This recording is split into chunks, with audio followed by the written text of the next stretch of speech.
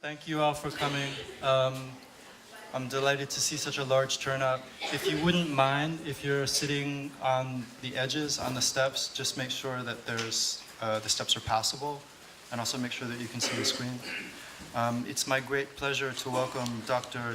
Jiat-Hwee Chang to the School of Architecture at Syracuse University. I place Dr. Chang's work at the critical intersection of architecture, history, science and technology studies, and environmental studies. Dr. Chang's work is always historically rigorous and theoretically innovative, and really demonstrates the ways that architecture is embedded within complex political, social, and technical networks that cross multiple geographies and temporalities. Dr. Chang is currently an associate professor at the Department of Architecture at the National University of Singapore, where he is also the leader of the History, Theory, and Criticism cluster. Dr. Chang is the author, most recently, of a genealogy of tropical architecture, Colonial Networks, Nature and Technoscience, from which today's talk is extracted. This book was awarded an International Planning History Society Book Prize in 2018 and was shortlisted for the European Association for Southeast Asian Studies Humanities Book Prize in 2017. Dr. Chang is also co-editor of a book called, a very influential book actually, called Non West Modernist Past, that begins to examine the history of modernism in the so-called non-West. And will also be the editor, the co-editor of Southeast Asia's Modern Architecture, Questions in Translations, Epistemology and Power, which will be coming out later this year. Currently, Dr. Chang is a Canadian Centre for Architecture Mellon Foundation Researcher, where he is researching the transnational history of air conditioning, the built environment, and thermal governance in Asia, and is also part of the long, complicated story of how we managed to bring him here. Dr. Chang is actually in Syracuse, not only to speak to you, but also to do research at the Carrier Archives. So if you wouldn't mind, please join me in welcoming Dr. Chang.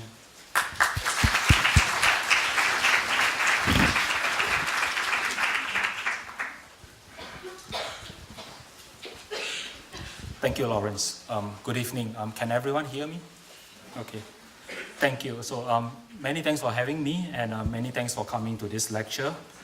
I would particularly like to thank Lawrence for coordinating my visit, and also for hosting me during my stay at Syracuse. And I really appreciate the introduction as well. So the title of my talk tonight is called A Genealogy of Tropical Architecture, Colonial Networks, Nature, and Techno-science. The title of my talk is also the title of my book. The book started off as a project of self-inventory. The inventory that I'm making is about the histories that have directly or indirectly influenced my architecture education in the 1990s. An education in which discourses of tropical architecture play a central part. My first encounter with tropical architecture is captured in the photograph on the screen that shows two awkward bodies, including that of mine. Mine is the left, the body on the left. In a Balinese gazebo. This photograph was taken in 1993 during my first year field trip to Bali. My studio tutor then wanted us to experience tropical living. So he arranged for us to visit tropical resorts in Bali. Implicit in this emphasis on tropical living was a criticism of the air-conditioned lives we led and are still leading in Singapore. However, our experience of tropical living in Bali was only partial, as we could not afford to stay in the exclusive tropical resorts, so we spent our nights in the air-conditioned rooms of a budget hotel. Upon returning from Bali, we were tasked to design a tropical house for our final project in our overly cool air-conditioned studio. Behind the pedagogy that emphasized tropical living was a body of architectural discourses that emerged in Singapore, Malaysia, and Southeast Asia during the 1980s and 90s. This included attempts made by local architects to create new architectural languages and urban typologies better suited to the tropics. They also included works that draw on Southeast Asian vernacular traditions to produce beautifully crafted new vernacular houses and resorts. These were, however, not just environmental discourses. They were also cultural discourses, closely connected to post-colonial identity politics that revolve around the activities of the Aga Khan Award for Architecture. Subsequently, the discourses of tropicality in the built environment proliferated. By the mid-1990s, the various discourses and the attendant works of tropical architecture tended to be grouped under the label of Asian tropical style, or one of its interchangeable variants, and celebrated in pictorial books and lifestyle magazines, many of which you see the cover on the screen. Asian tropical style was a vague label used in a loose manner. Tropical architecture had by then become this taken for granted and seldom interrogated entity, nebulously associated with an array of keywords like climate, culture, and sustainability. A minor controversy that erupted in 2001 exposed the fissures within the discourses of tropical architecture. That year, Singapore Architect, a local architecture journal, published the outcome of a student workshop at the National University of Singapore titled Neotropicality, conducted by Chan Soo Kian, the person on the top left, a Penang-born, Yale-educated and Singapore-based architect. Tay King Soon, the figure on the top right, an eminent local architect, was disturbed by the way Chan framed the design exercise at the workshop, particularly Chan's extolling of the architectural aesthetic of interlocking rectilinear cubic forms. In Tay's mind, aesthetic was inseparable from cultural politics. For many years, he has been advocating an architectural aesthetic of line, edge, and shade for the tropics, to challenge what he saw as the Western hegemonic aesthetic of volume, rain, and light. Tay was thus upset that despite its derivative origin in Western temperate form, Chan termed this aesthetic of volume and plain as neotropicality. Writing to the journal, Tay lamented how tropicality has degenerated from being part of the context of freeing oneself from the political and taste dictates of our masters during the 1960s era of decolonization to what he called more of a fashion statement in the 2000s. He accused Chan's neotropicality of deferring and defecting the quest for an aesthetic of tropicality in our terms and none other. Although this was a local controversy, it reflects some of the broader issues in the discourses of tropical architecture. Firstly, in Tay's association of the architectural aesthetic of tropicality with decolonization and independence from the West, it is evident that tropical architecture was inextricably bound up with colonial and post-colonial power relations. In other words, despite the appeal to tropical nature, tropical architecture is political through and through. Secondly, in contrasting mid-20th century tropical architecture as a search for an emancipatory architectural aesthetic, with tropical architecture as a fashion statement pandering to the taste of the West at the turn of the 21st century, we see that tropical architecture is not an unchanging construct derived from timeless nature, but a shifting, context-dependent concept shaped by historical forces. Tay's claim about the emancipatory politics behind the mid-20th century architecture is, however, not unproblematic. Many of you might know about the forms of colonial tropical architecture constructed, both materially and discursively, by the British and other European colonial powers in their tropical territories during the mid-20th century. This colonial tropical architecture also extended into the post-colonial era and involved North American and other European architects building in many parts of Asia and Africa as a part of mid-20th century international development aids to countries in the tropics. In other words, Western forms of tropical architecture was ubiquitous in the mid-20th century, as was documented in the contemporary publications by Maxwell Fry and Jane Drew, Udo Kutterman, Jörg Bismayer, and others. Given that Tay's aesthetic of line, edge, and shade could be discerned in this colonial and neo-colonial tropical architecture, how then could the quest for an aesthetic of tropicality in the 1950s be an emancipatory form of politics, as Tay has claimed? In pointing out the existence of colonial tropical architecture, my intention is not to criticize Tay's position. Rather, my purpose is to argue that we need to understand the controversy involving Tay and Chan in the longer history of tropical architecture and its complex entanglements with colonial globalization before and during the mid-20th century. The early forms of tropical architecture might not be named as such, but like mid-20th century tropical architecture, they privileged tropical nature, particularly the hot and humid climate, as the prime determinant of architectural form. In fact, these earlier forms of tropical architecture established the foundation and formed the basis upon which institutionalized tropical architecture was built. The project of historicizing tropical architecture both before and during its institutionalization in the mid-20th century is what the book is about. The book has 6 chapters organized in 2 parts. The first part historicizes tropical architecture prior to its institutionalization through 4 building types. The second part explores techno-scientific knowledge in the institutionalization of tropical architecture during the mid-20th century through research and educational activities. In this talk, I'll draw from 3 of these chapters to explore 3 moments in the genealogy of tropical architecture in the British Empire. They are the chapters highlighted in orange on the screen. Before I do that, we need to confront the taxonomic peculiarity of tropical architecture. Implying any construction of tropical architecture is its unspoken opposite, temperate architecture. But temperate architecture as a category does not exist. Architecture in the temperate world was, and still is, categorized according to smaller geographical units based on nations or region, such as English, French, and Flemish, or styles such as classical, baroque, or moderns. In other words, unlike the privileging of nature as the prime determinant of architecture in the tropical world, culture, be it national, regional culture, or culture in relation to aesthetic classification, was implicitly assumed to be the more significant factor in shaping the architecture of the temperate world.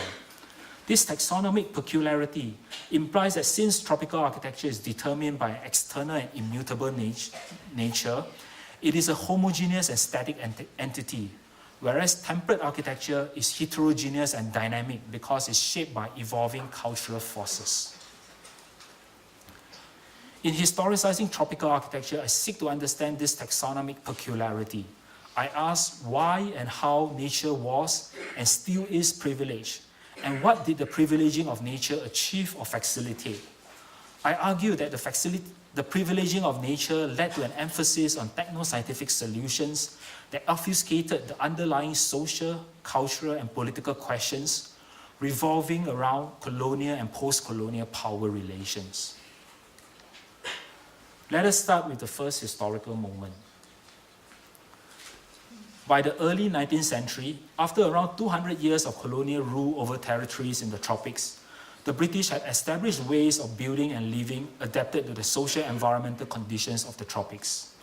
One of the most prevalent and established building types in the British tropical colonies at that time was probably the anglo-indian bungalow, which subsequently further circulated to other parts of Asia, Africa, and the rest of the world, as Anthony King's seminal work shows. The word bungalow was derived from Bengaluru, the Bengali word for the peasant's hut of rural Bengal. As its name suggests, the bungalow is a hybrid typology, which came about because the British adopted indigenous building forms, knowledge, and practices, and adapted European building forms and norms to them. The indigenization and acclimatization of European built environment are also evident in the 19th century Hindi names for the various climatic control devices used by the British in India, such as zinc-mill or chick, and the punkah, as shown on the screen. The indigenization and hybridization of the built environment was a part of the broader pattern of how the British in India also adopted indigenous diets and lifestyles prior to the 19th century. The Anglo-Indian and later Anglo-Asian bungalows were lofty and airy houses, characterized by rooms with high ceilings and large doors that open into broad verandas enveloping the house. They seem to be planned and designed primarily with comfort in mind. At this moment of history, the tropics was not yet pathologized as seen as unhealthy to the Europeans. The tropics was only deemed as uncomfortable because of its heat and humidity. The British was thus primarily preoccupied with planning and designing comfortable buildings. In the 18th century and earlier, comfort was understood broadly as physical comfort in all the bodily senses. According to historian John Crowley, physical comfort in terms of self-conscious satisfaction with the relationship between one's body and its immediate environment was an Anglo-American invention in the 18th century. And it led to veritable improvement in the material culture of the domestic environment. The airy and comfortable Anglo-Asian bungalow could be understood in this historical context. Physical comfort of the European inhabitants was not just provided through the material culture of the built environment. It was also augmented by the relationship between architecture and landscape. Many of the Anglo-Asian bungalows were carefully sited in the tropical landscape, not only for the environmental benefit of breezes and shading. They were also strategically placed in relation to both the wild and manicured tropical landscape to create picturesque effect. In the architecture history scholarship, hybridization tends to be seen as cultural processes that destabilize colonial binaries and question diffusionist narratives. However, hybridization could also be seen in relation to socio-technical processes of designing and building in the context of heteronormous and heterogeneous conditions of colonial architectural production. By heteronormous, I'm drawing on sociologist Magali Larsen's notion of architectural heteronomy. Larsen argues that instead of disciplinary and professional autonomy, heteronomy better describes architectural knowledge and practices, as architects depend on external factors and other actors to realize, i.e. build architecture. By heterogeneous, I'm drawing on what science technology studies scholar John Law calls heterogeneous engineering, to describe the necessity of a stable artifact such as a building to have diverse elements aligned in a contingent assembly. The fragile contingency of the built environment might sound counterintuitive, given that buildings tend to convey an image of permanence and stability.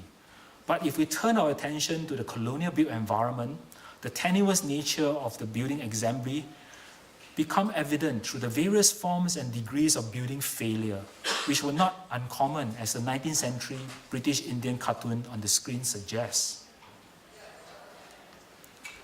These failures could be partially attributed to the heavy dependency on local builders who spoke different languages and had dissimilar building cultures and craft traditions from the Europeans. Although cultural bias and the colonial tropes of representing the natives led many colonial architects and engineers to portray the local builders in negative stereotype, variously as unskilled, careless, and unreliable workers, they also sought to learn their languages and practices to better understand and communicate with the builders in order to ensure better building outcome. The European lack of familiarity with building resources available in the tropical colonies in the early phase of colonization might also account for the building failures. Each locality has its own type of timber, stones, bricks, and plaster, depending on both natural resources and building traditions. In addition, certain building tools and particularly mechanical appliances commonly available in industrializing Europe might not be found in the tropics. These building challenges had been overcome through various means, such as finding suitable local substitute and simplifying architectural design to match local building resources. Taken together, colonial hybridization should also be seen through the socio-technical framework in relation to the various forms of improvisation, modification, on-the-job learning, and other strategies deployed by colonial builders to cope with the heteronormous and heterogeneous conditions of colonial architectural production. Hybridization should also be understood in relation to the colonial builder. Prior to the late 19th century, there was hardly any professional architects in the British tropical colonies. Until the introduction of systematic training in building construction for military engineers around the mid-19th century, as we shall see, the military engineer was not a figure formally trained to design and build. Next, let us move on to the second historical moment in the mid-19th century and look at another building type, the British colonial military barracks.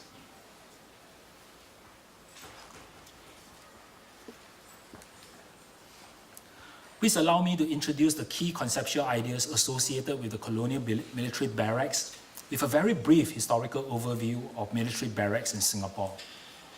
The first purpose-built military barracks in colonial Singapore were the Tanglin Barracks, completed in 1862.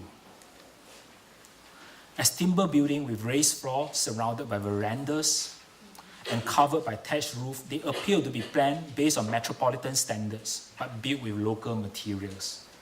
In the 1880s, a new military plan was devised for Singapore as its importance as a colonial port grew. Part of the plan entailed the erection of new military cantonments and barracks at the island of Pulau Brani and Belakang Mati. The barracks were two-story of half-brick, half-timber construction that combined specification based on metropolitan norms and standards spelled out in barrack synopsis with local colonial customs in building construction. In this case, the local norms occasionally took precedent and overrode metropolitan standards. During the interwar years of 1920s and 30s, as a part of turning Singapore into a major British imperial defensive bulwark in the Far East, Changi Cantonment was planned and built by the Royal Engineers. The typical barrack there was a three-story building in reinforced concrete. It adhered to the type plans and planning standards prescribed in the latest barrack synopsis, both of which were by then sufficiently flexible to accommodate local variations and adaptations. For example, the reinforced concrete frame of the barracks was calculated and designed in London, but a few different infill, opening and roof systems were tested locally and implemented. We can discern in this very brief overview that the military barrack became increasingly mobile and stable with time, while the earlier military barracks were not unlike the hybridized bungalow discussed in the first moment, in that they were transformed by local resources and labor when they circulated from one site to another. The later military barrack, especially that of its most recent iteration in Changi, was a relatively immutable type that remained stable when it circulated. It was more stable because the military barrack in the tropics was a well-defined building type by the early 20th century, with clear space standard and spatial configuration prescribed by barrack synopsis and type plans respectively. Not only did the military barrack become more permanent in terms of construction material use, it also became less subjected to the vagaries of improvisation in response to the heteronormous and heterogeneous conditions of colonial architectural production. The increased stability was due to more sophisticated definition of metropolitan standards, which could accommodate and even incorporate some extent of local changes and variation. In discussing the military barracks in this historical moment and contrasting them with the bungalows with the previous moment, I'm interested to explore how this increased stability and mobility came about and the underlying politics. The military barrack became more stable and mobile mainly because of the early to mid-19th century emergence of systematic knowledge of building in the tropics, which could be attributed to a number of factors. The first is systematic training of British military engineers from the early 19th century. Military engineers in Britain were the earliest to be formally schooled in building construction. In Britain and its empire, the establishment of a course in practical architecture at the Royal Engineers establishment at Chatham in 1825 by Captain Charles Paisley was an important milestone. In the following year, Paisley published an influential textbook based on the course. The course and the textbook were designed to help military engineers sent to the colonies as builders by methodically covering the fundamentals in building construction. Besides formal training, Paisley and his colleagues also pioneered systematic research into the different aspects of building, including establishing an experimental tradition of testing building materials and comparing constructional methods in Britain's tropical colonies. It was under such conditions of experimentations that one of the earliest standardized barracks for the tropics was produced in the West Indies. It was proposed in 1824 by Colonel Charles Smith, the commanding Royal Engineers of the West Indies. Designed to cope with extremes of heat and moisture and miasmatic marshes, the proposed barrack was a freestanding, two-story long and narrow building elevated on a half-story ventilated basement. The cross-section of the design shows that the barrack room in the middle is shielded from sun and rain on both sides by verandas. The interior of the barrack room was spacious, providing large volume of airspace per soldier. The design was informed by miasmatic theory of disease transmission, which was the prevailing medical explanation for ill health. According to the theory, ill health was caused by poisonous miasma, a type of nauseous vapor from rotting organic matters associated with both the environment and human bodies. It was reasoned that the hot and humid climate in the tropics would hasten putrefaction, leading to the emission of more poisonous miasma. Likewise, large amounts of miasma would also purportedly accumulate in overcrowded and ill-ventilated interior, like the one shown on the screen. The main remedies were to dilute the miasma through ventilation and having large amount of airspace for inhabitant of a room. Therefore, Smith's proposed barrack had a narrow section and spacious interior with large openings that allow the interior to be well ventilated. Equally, if not more significantly, Smith's proposed barrack was conceived as a constructional system that could be consistently replicated across different sites in the West Indies. The proposed barrack consisted of many cast iron components that could be prefabricated in a foundry in Britain and shipped to the West Indies to be assembled. The connections between the cast iron components were specially designed to facilitate easy assembly. By using an easy-to-assemble prefabricated system, Smith was able to build many barracks at different parts of the West Indies, despite the shortage of military engineers under his command and the lack of skill-building tradesmen in the region. Despite the important innovations and successes of Smith's system, the tropical barrack would only become further systematized and more widespread after the mid-19th century major sanitary reform in the British Army. Two momentous events took place in the mid-19th century that led to a major sanitary reform. The first was the Crimean War sanitary crisis that was famously exposed by Florence Nightingale. It led to the appointment of a Royal Commission on the Health of the Army in 1857 that statistically reviewed the high mortality rates in the British Army and attributed them to the dark, damp, overcrowded, and ill-ventilated barracks that the soldiers live in. The second was the 1857-8 Indian Rebellion and the political reform in the aftermath. The reform necessitated the stationing of a greater number of British soldiers in India. That focused the administrators' attention on the health of these soldiers in India and the sanitary conditions of their stations. This led to the appointment of a Royal Commission of the Sanitary State of the Army in India, which reviewed even higher mortality rates and more appalling living conditions than those in other stations.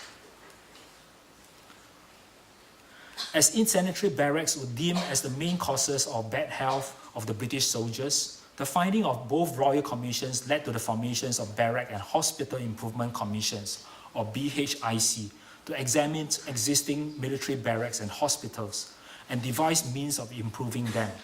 3 different BHICs, one each for home, Mediterranean, and Indian stations were formed because it was widely assumed that there was some kind of causal relationship between climate and health. The home stations represented temperate climate that was regarded as the healthiest for the British. The Indian stations stood in for a tropical climate that was assumed to be, I quote, hostile to human life and to be especially deadly to the English race, end quote, while the Mediterranean stations occupy an intermediate position between these extremes.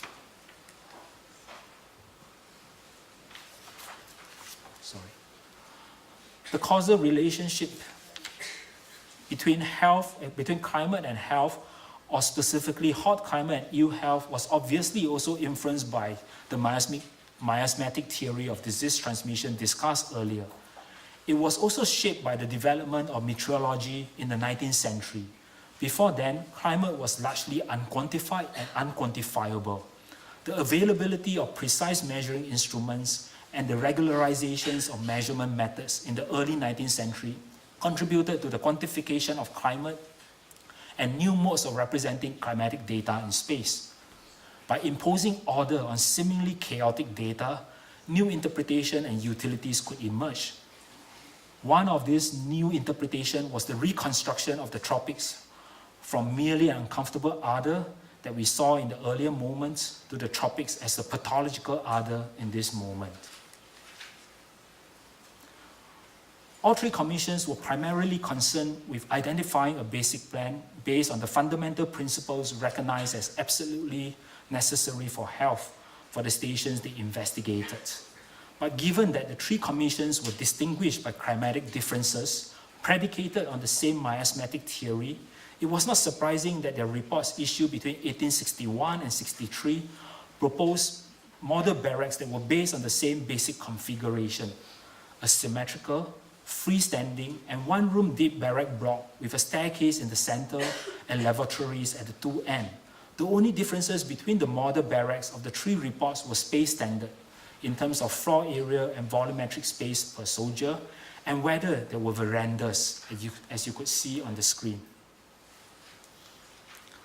The space standards and the logic of climatic variation subsequently became the basis of a definitive standard of military accommodation that was codified into different editions of barrack synopsis starting from 1865.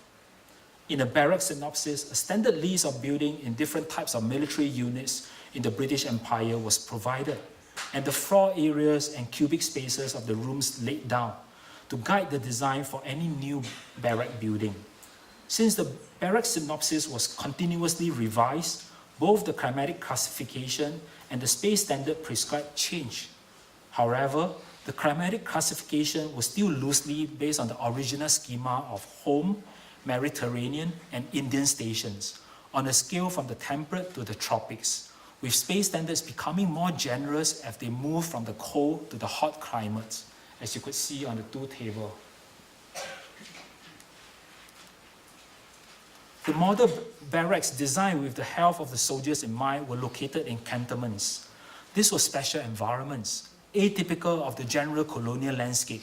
For example, the Changi cantonment had a vast array of recreational amenities for the soldiers to use, and the buildings were carefully placed in a natural setting that was regarded by its residents as paradisical.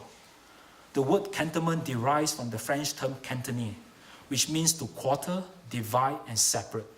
Implicit in the planning of any cantonment was what Anthony King calls a separation concept. Thus, not only was the cantonment an exceptional enclave, it was also conceived as a separate entity from the native city, near enough to defend it, but far enough not to be contaminated by its allegedly insanitary and even immoral conditions. This was also evident in the case of Changi, where an isolated and undeveloped site far away from the city was deliberately chosen for its construction. Changi is that orange circle at the end of the Singapore island over here. Many of the ideas regarding the siting and planning of cantonments in India and the tropics based on the separation concept were introduced in the aforementioned 1863 report of the Royal Commission. Besides separation, the report also recommended that new facilities such as garden, gymnasium, libraries, and reading rooms be introduced in the cantonments to encourage soldiers to spend their time productively in physical and moral improvements. It was made in response to the observation that idleness, or the want of occupation among soldiers, was the major cause of widespread intemperance, ill health, and even venereal diseases. Michel Foucault understands such an intervention into the milieu as a form of biopolitics, a regime of governance that sought to invest biopower in order to administer, multiply, and optimize the biological life of the population. Contrasting this new biopower with the old sovereign power, he famously notes that while sovereign power is the right to take life or let live, biopower is about the power to make live and let die. The cantonment was, however, never truly separate nor separable from the native city. Instead, it has a parasitic socio-economic relationship with the native city. Not only did the British soldiers in the colonies rely on an array of local servants to perform various household tasks and support their daily lives, the construction of the cantonments depended on military contribution from the colony, and exceptions being made biopolitically to the lives of the colonized. For example, the Malayan colonial government made large military contributions for the building of the Imperial Naval Base and other defense infrastructure in Singapore, including the Changi Cantonment from the 1920s to the 1940s. The military contributions came from the colony's revenue, and in colonial Malaya, a significant proportion of that was derived from the tainted source of opium.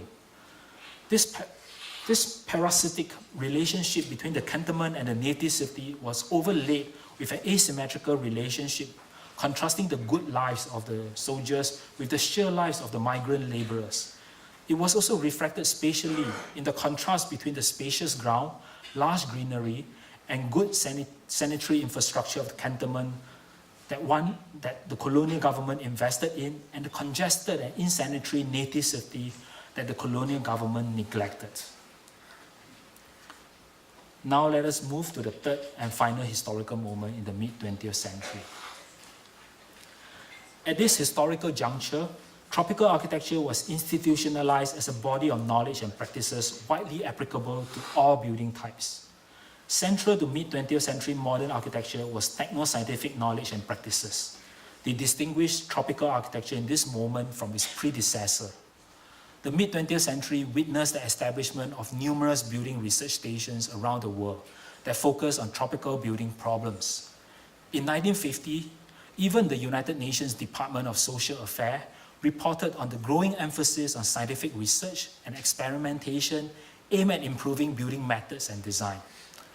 When the United Nations Tropical Housing Mission was dispatched to South and Southeast Asia between 1950 and 51, it found a great amount of research, experimentation, and small-scale demonstration going on in South and Southeast Asia.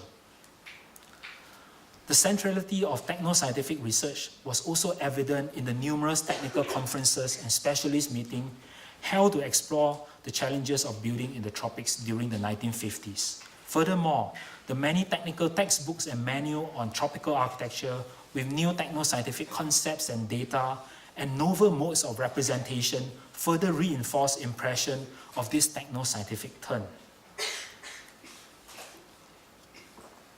The earliest building research organization to be established globally was the Building Research Station in Britain.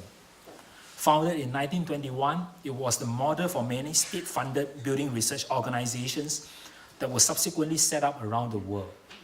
Building Research Station was, however, originally established to deal with only housing and other building problems in Britain.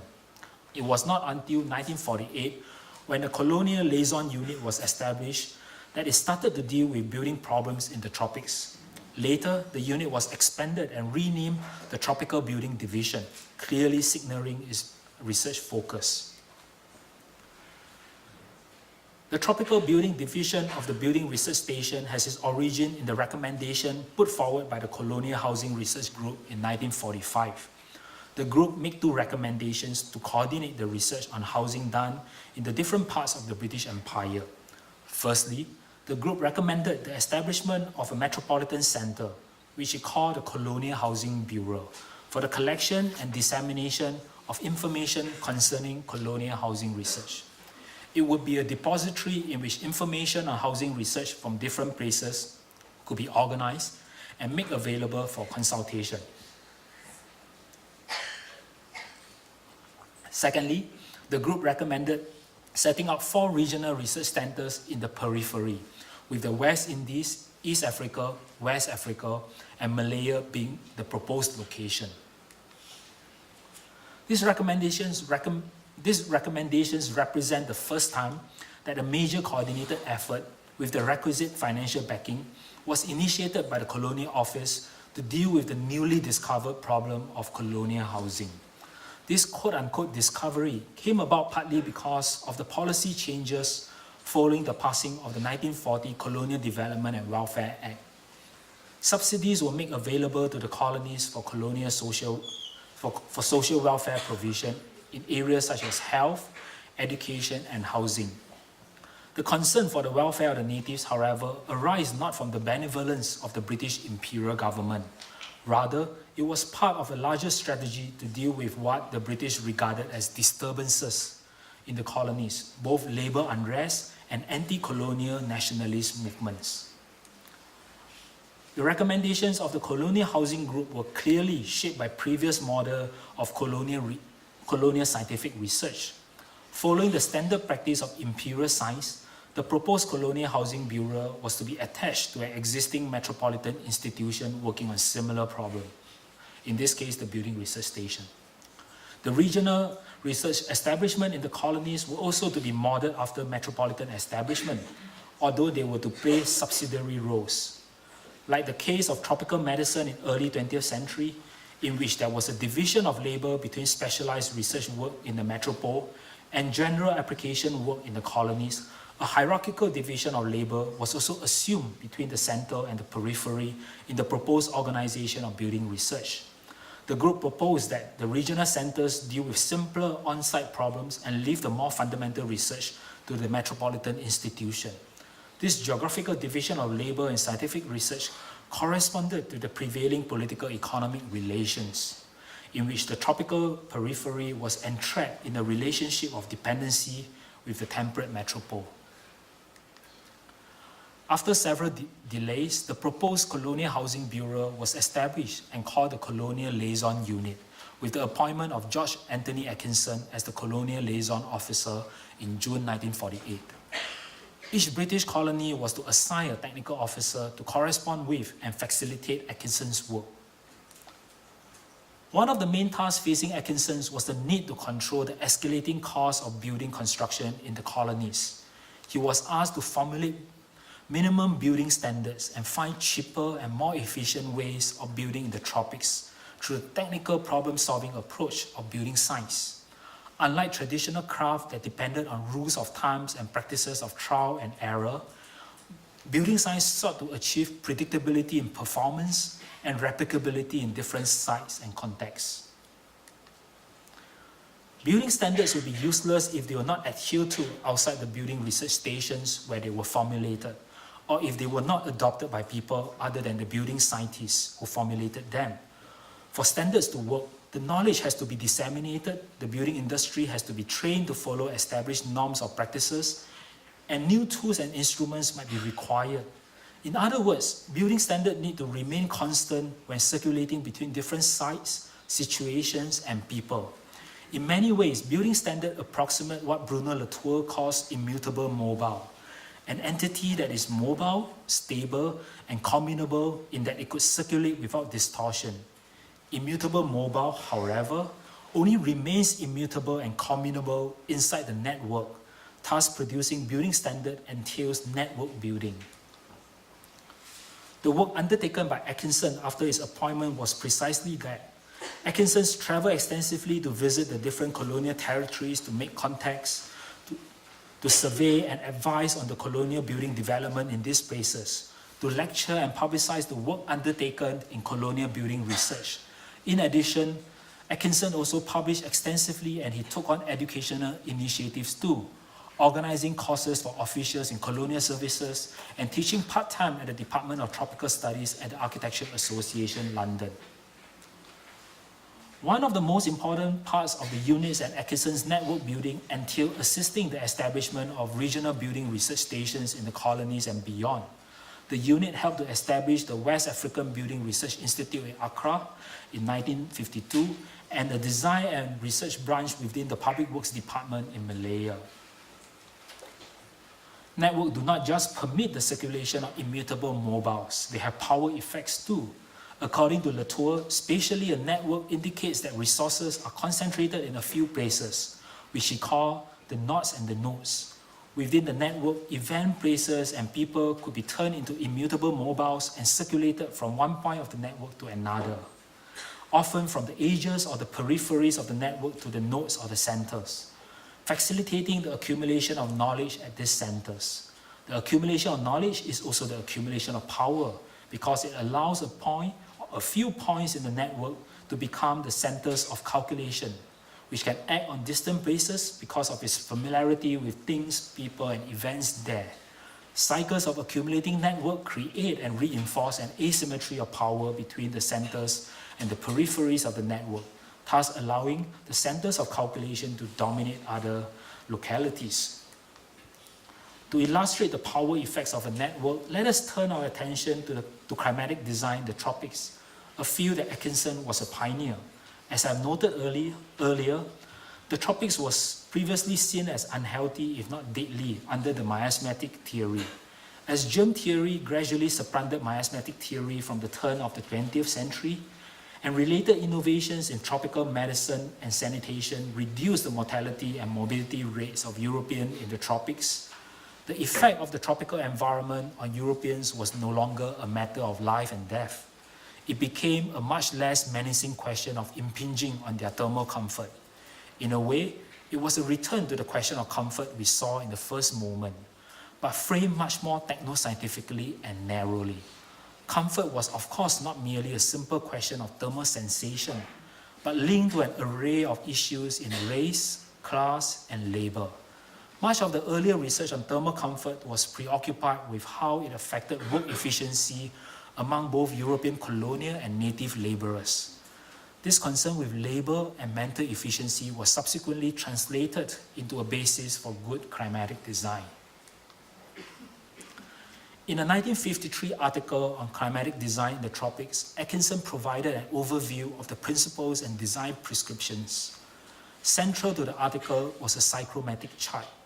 Plotted on the chart is the climatic data of 3 localities: Freetown in Sierra Leone, Kano in Nigeria, Nairobi in Kenya, representing the principal tropical climatic types of warm and humid, hot and dry, upland respectively. Juxtaposed on the graph is an area that represents the thermal comfort zone. Atkinson's design prescription were in turn based on the differences between the 3 climatic types and the thermal comfort zone. Such an overview of climatic design appears to achieve several things. Firstly, the complex tropics became knowable through 3 principal climatic types. Knowing the climate almost stands in for knowledge about the locality through the reduction, simplification, and standardization of complex life world into a set of climatic parameters. Secondly, knowing locality through climate might strangely mean that socio-politically diverse entities such as Freetown and Singapore could be conveniently grouped together because they both share the hot and humid tropical climate. Not only could they be grouped together, but the architectural responses to these socially, culturally, and politically different sites could also be conceived in a similar manner, primarily in terms of the provision of thermal comfort. Thirdly, by representing different localities according to their climatic types and providing recommended architectural responses through immutable mobiles like tables, graphs, and diagrams, climatic design gathered distant and foreign places at one location, compressed their realms of reality into a flattened form that allowed them to be presented at once, and facilitated action at a distance on unfamiliar events, places, and people at the center of calculation. Action at a distance is manifested in at least 2 different forms. For British architects based in the metropole working on projects in the tropics, overview of climatic design allowed them to produce tropical architecture without even needing to travel to the colonies. In other words, the techno-scientific clarity and certainty of climatic design facilitate the export of British architecture expertise to the tropical colonies. The second manifestation of action at a distance was less direct but perhaps more pervasive. Overviews of climatic design provided clear design recommendations that allow Tropical Building Division and the Colonial Office to set building standards and establish new design norms that subsequently became known as modern tropical architecture to regulate architectural production in the colonies. The standards and norms of modern tropical architecture included specifications of planning standard, building materials, and construction methods. The techno-scientific certainty and clarity that climatic design provided were especially important at a time when societies in many tropical territories were in flux, experiencing major changes and transformation brought about by rapid modernization, unequal development, and rural-urban migration. These changes included descaling and the destruction of traditional building practices. A few commentators have argued that these new design and building norms created a dependency on imported construction materials, components, and expertise from the metropole in the tropics. So finally, concluding notes. I have sought to historicize tropical architecture by looking at 3 moments in its genealogy, a term I borrow from Michel Foucault.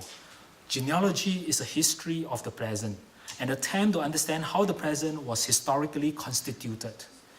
In a way, the genealogical approach shares the general historian belief that the present carries sentimental meanings from the past. More than that, the genealogical approach is preoccupied with the insurrection of subjugated knowledges. As a way of concluding, I would like to discuss this subjugated... Okay. Subjugated knowledges and how the insurrection might lead us to reconceptualize architecture in the tropics.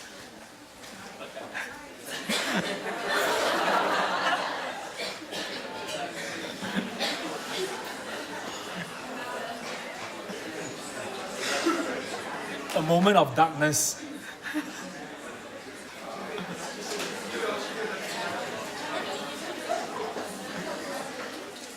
Thank you.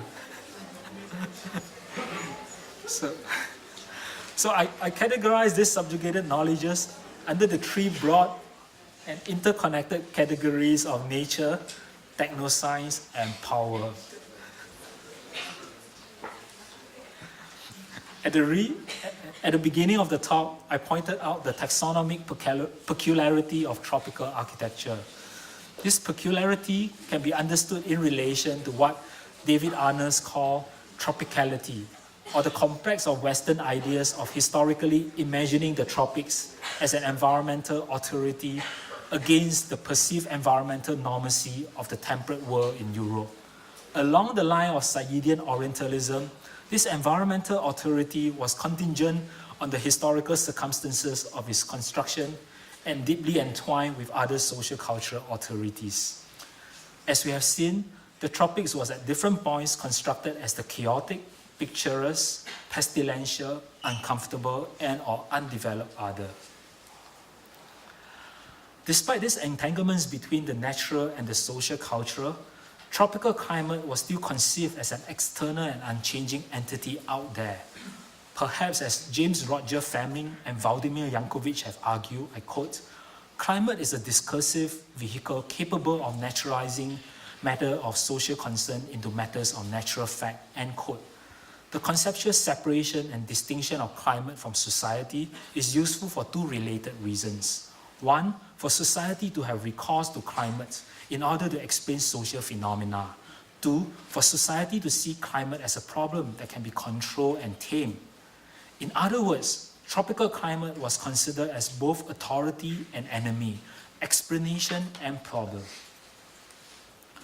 Colonial construction of the tropics linger on in the post-colonial era, right up to today. Architecturally, the hot and humid tropical climate continued to be seen as an external entity that had to be responded to or regulated in order to facilitate different forms of socio-economic developments of post-colonial nations. But these responses are predicated on the perceived stability or immutability of tropical climate. But with anthropogenic climate change, climate is no longer stable nor predictable. Can society still have recourse to climate in view of this seismic change? Furthermore, anthropogenic climate change has also led to the formulation of the Anthropocene thesis that conceived the human being as a geological agent that has irretrievably transformed nature. Among other things, the Anthropocene thesis challenges the ontological distinction between climate and society, nature and culture. Without an external nature, society-nature relationship needs to steer a new course. Instead of architecture in the tropics as one that responds to tropical nature and climate, it should perhaps be one that co-produces the very tropical nature and climate it responds to. Unlike Orientalism, colonial constructions of tropical nature and climate were not just cultural construction.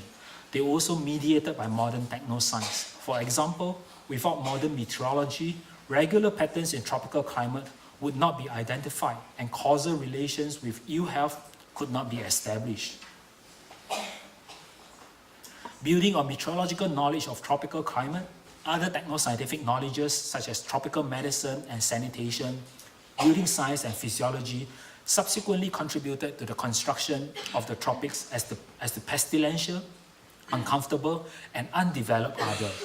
Besides establishing the tropical climate as the root of problems and reason for deficiency, this view of techno-scientific knowledge also provided remedies to address the perceived problems and deficiencies. Behind this colonial techno-scientific knowledge and practices were of course experts like George Atkinson and institutions such as the Royal Engineers and the Building Research Station. After the end of colonialism in most parts of the world in the 1960s and 70s, similar techno-scientific institutions and networks continued to produce knowledge and establish norms that were central to how buildings were designed and built in the tropics.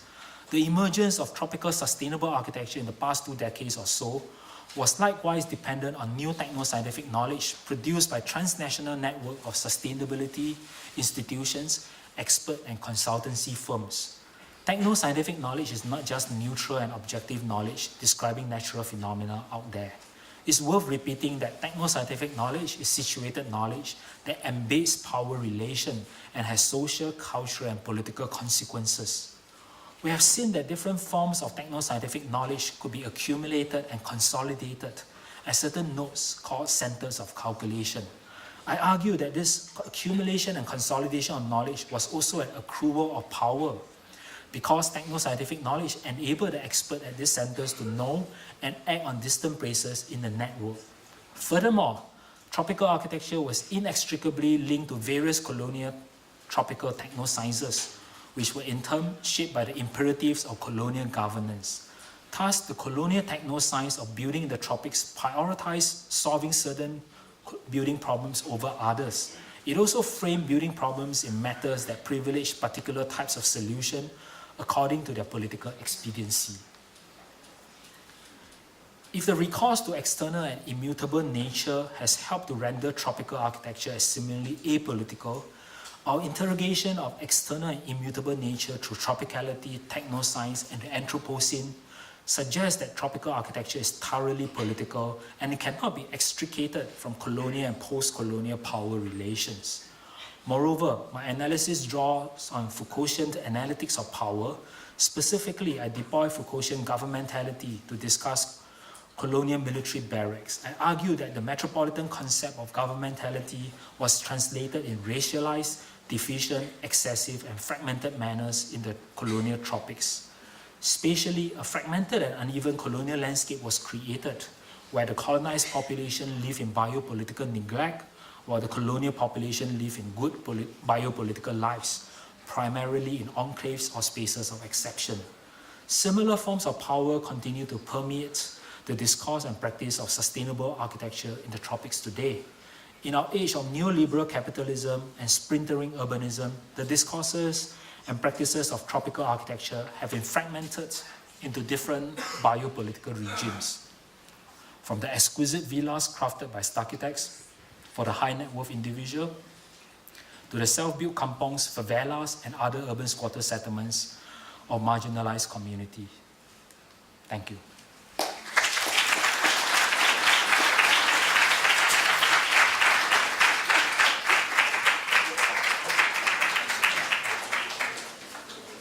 So will all the smart people please stay? We have time for a few questions. Yes, in the back.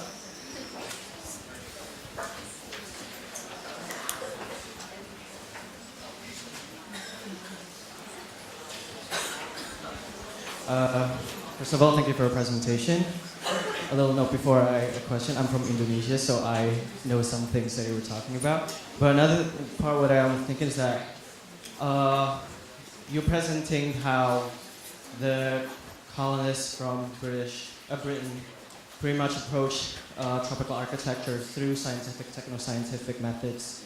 And perhaps what I want to question is specifically in Singapore, does that method, is it still pervasive to inform the rules, standards, specifically through the Building Construction Authority? Thanks for your question. I don't think we can ever escape from any form of techno-scientific knowledge especially in the formulating of building standards and things related to, standards, norms, and prescriptions. Yeah. Does that answer your question, or do Well, it's you just have that something? I guess what I want to ask is that because a lot of the methods I would say come from like a Western perspective, and I can actually see like from how the changes from the barracks up into like the newer typologies, how it is very much informed from the very Western perspective of what tropical architecture is, whereas less of a, I want to say, I think in the Dutch, they were, a lot of them were doing is actually taking up from like the local architecture and then bring it into the techno-scientific methodology. Perhaps reiterate my question is that, is it still taking from that, Western point of view of tropical architecture and then building into the codes and standards? I think your question seems to suggest that are you thinking of Henri McCain-Pong and Thomas Carsten, those colonial architects that draw from? Yeah, there's some of them. Yeah. Right. So I think there's a long Dutch colonial tradition of Europeans who were born in Dutch East Indies at that time, who really have a kind of a great affinity for the kind of cultural traditions there, and then drawing from this cultural tradition and then using these cultural traditions and interpreting them in modern forms. So are you referring to those type of practices? I guess what I want to ask is, how is it in Singapore? Because if I gather from your presentation, it is all taking the techno-scientific methods and researches that I want to say is a very Western perspective of it, but not taking any consideration of what the locals were actually doing. Right. So I maybe a few things first. I'm not sure whether I could really answer your question. One is that I think the West is inside of us. I think we could not really tease out the West and create the West as a separate, distinct categories. So, for example, coming to study at Syracuse, you are in a way internalizing part of the West, right? Could you still pull out the West and say that you can separate your Indonesian self from the Western, I don't know, from your kind of a Western self? I think the two are really deeply entangled. So I think my point here is not to argue that the West is bad or Western techno-scientific is necessarily evil, but that there are specific contexts of constructing this form of knowledge, and this context of constructing this form of knowledge obfuscated certain power relations. So what I'm trying to do is to really foreground the power relation that has been obfuscated, that has been covered and buried, but in some other ways, if I refer to the earlier question, I think there are some distinction between different Southeast Asian countries. For example, Singapore is essentially a city-state, much shorter history, and the longer history will be one that is maybe deeply entangled with the larger Nusantara region, the so-called Malay world that Singapore is surrounded by. So, but today Singapore as a post-colonial nation state has a very weak relationship with that world. Yeah, so in that sense, the tradition, the sense of tradition and the sense of that kind of a local cultural knowledge is perhaps very different from somewhere in Indonesia, whereby in many parts of it, I imagine, and I can't say for sure, this might still be living practices. Yeah, whereas in Singapore, because it's only a city and it's tiny and it's a city-state, so those kind of local knowledge and forms of practices might not exist anymore. So to revive them would be very artificial. To assert and to reassert their importance would be equally artificial as to import another set of so-called Western knowledge. So I think there are some kind of regional nuance depending on which city you're talking about, which part of Southeast Asia you're talking about. Yeah. Does that answer your question? Professor Jiat-Hwee, thank you. Towering achievement. Like, I think that the scholarly work is like so cogently argued. I mean, I think I try to replicate it, but I can't. So I think on many levels it it succeeds. I guess the part that I'm wondering in this presentation in particular is the idea of the kind of techno-scientific clarity that you present. I wonder if it's almost too clean. Like in a sense, like the picture that's presented is that these are all success stories, you know, quote unquote success, right? Where the substitution of the kind of colonizer and colonized with networks, I think that is smart, right? And it opens things up for sure. It becomes a little less of a binary. But I wonder if like in that shift and in the praising of the techno-scientific, you somehow lose you lose some sense of the places where the project failed, or where the you know, and I think what the earlier question was also getting to is some sense of a pushback from whether it's a local context or whatever, because you know my sense, because I'm also dealing with the British colonial but in a Nigerian sense, right? And so there, the case, you go to the archives and what you find are not success stories. In fact, it's like a comedy of errors. The wheels are always falling off, and the British are kind of, you know, on a shoestring budget trying to fix problems, and they just can't quite get it right, you know, and things eventually just fall apart, so to speak, right? So I'm wondering if there's room in the narrative to have something that complicates the clarity, right? Like it's almost too clean right now, but it's like yes, it's totally the networkization and everything. I totally agree with your points about nature becoming or things that are social becoming naturalized, right? Like I think that is the move that a lot of this research opens up. But I also wonder if it makes it as though that you believe that fact also, like that you buy into the idea that it's a naturalized kind of condition. I think that's a great question. I agree with you in many sense. In that, you know, I think it was Guyan Parkesh who say that the colony is underfunded, overextended laboratory, whereby, you know, the ambition of the experiment is huge, or was huge, but then they rarely really succeeded in achieving what they set out to do in the laboratory. So I think my presentation is in many ways influenced by my sources, the archives that I researched. I went to London to look at the Metropolitan Archives. The Metropolitan Archives would tell a certain set of stories.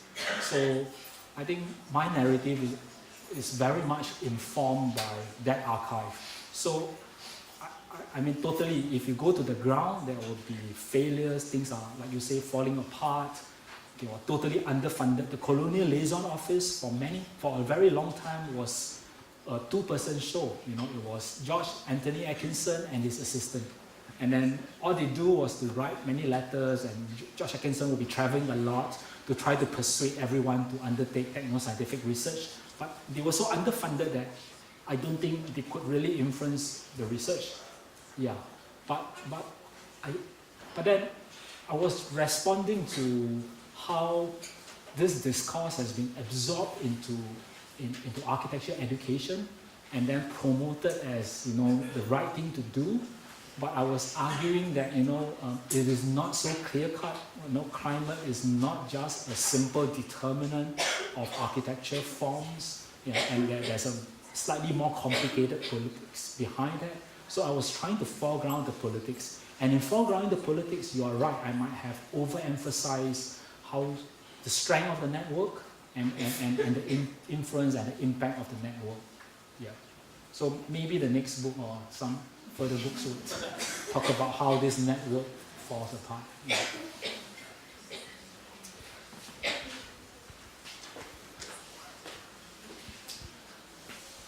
Thank you so much for your wonderful presentation. I have a question maybe that relates to the last question in terms of failure and trial and error in colonial architecture. I'm wondering the relationships that might have happened in the effects of that experimentation, or this idea of the colonial being a laboratory for the West into the Western canon.